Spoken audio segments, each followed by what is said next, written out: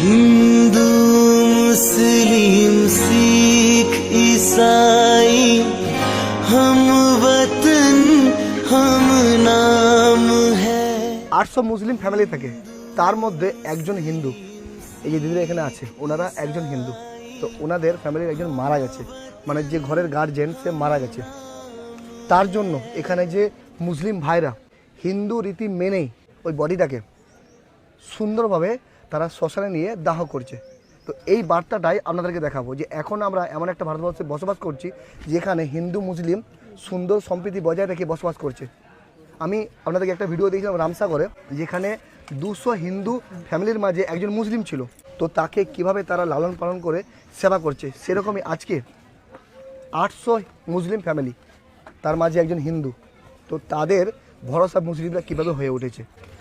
হাজারো মুসলমানের মাঝে একজন হিন্দু ময়রা, তবুও গ্রামের নাম ময়রাপাড়া। একজন হিন্দুর জন্য পুরো গ্রামের নামটাই তারা ময়রাপাড়া করে দিয়েছে।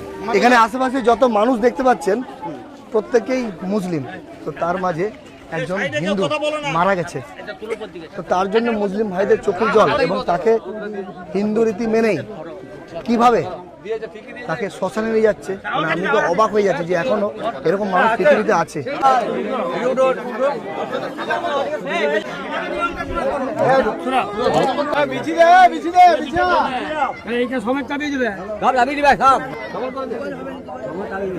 हिंदू मुस्लिम सिख ईसाई हम वतन हम नाम है।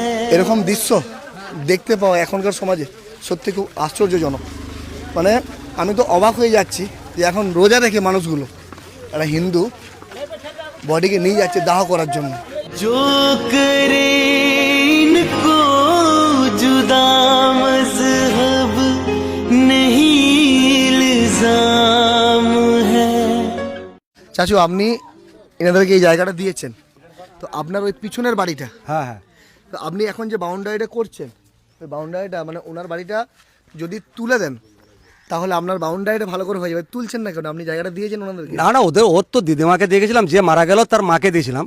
হ্যাঁ, এরপর ওরা স্বচ্ছে যদি থাকতে চায় আমার কোনো অসুবিধা নেই, থাকুক না, অসুবিধার কি আছে? আমি তোলার কে? একটা গরিব মানুষকে তুলতে পারি আমি? হ্যাঁ। কি নাম? আমার নাম জীবন কাজী, ডাক নাম জীবন কাজী। তো আপনি যদি বাড়িটা তুলে দিতেন তাহলে আপনার বাউন্ডারিটা ভালো করে হয়ে না, যেত। আমি নিজের থেকে তুলতে যাব না। ওরা যদি নিজেরা চলে যায় সেটা আলাদা জিনিস। আপনি তুলবেন না? না, আমি তুলবো না। আপনি এখানে কত বছর আছেন মা? অনেক দিন আছেন, তাও 50-60 বছর হবে। হ্যাঁ, আমার বেশি হবে, বেশি হবে চাচু।